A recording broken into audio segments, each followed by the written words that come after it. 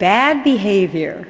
When I started go-go dancing, exotic dancing as the girls like to say, Dire Straits was singing Money for Nothing and the Chicks for Free on the jukebox.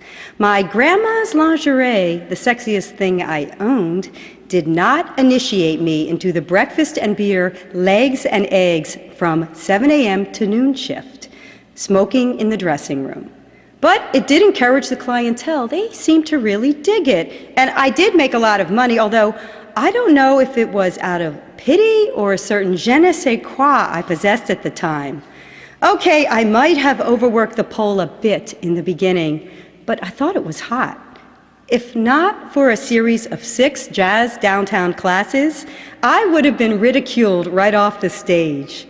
God have mercy for providing me the good sense to pass on the Vixen Club's offer of posing in a G-string for the coveted annual calendar. Turning down a mob boss firmly stating, Nicole, that was my dancing name, and it had a last name, Adams, Nicole Adams. Very classy. Yo, you're one of the 12 girls we selected out of 50, so, yo, what do you say? It's an honor. Well, so was killing a man in his crowd. It was a lot of pressure, but my mother always told me, don't ever write something down, leave it on an answering machine, or photograph it if you don't want the whole world to know. And that was before the internet. What foresight. Although John Cataglis offered me the standard $3 royalty for each calendar sold, I stated that I might not want those pictures following me when I would surely become a soccer mom or a councilwoman as intended. So, except for the outfits, another word the girls used for their costumes, I was a pro right off the bat. You see, my bad behavior has worked for me so far.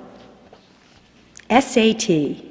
After taking 2 sets of SATs for a combined total score of less than 850, each one consecutively worse than the last, my mother sentenced me to spend the second half of 11th grade Saturdays at the Sylvan Learning Center.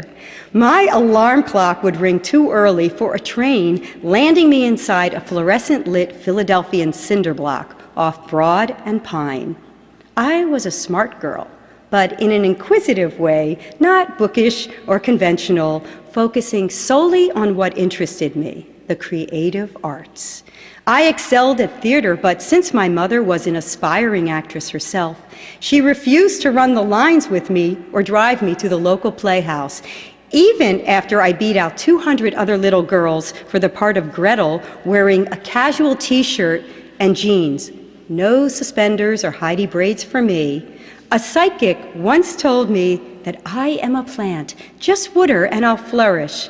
And although my mother was a high school guidance counselor, her eminent goal was constructing a plan to swiftly shift me away to college or marry me off, whichever came first. And this itinerary did not include inquiring how those horrendous Saturday S.A.T. classes were coming along. I think she knew from a previous experience.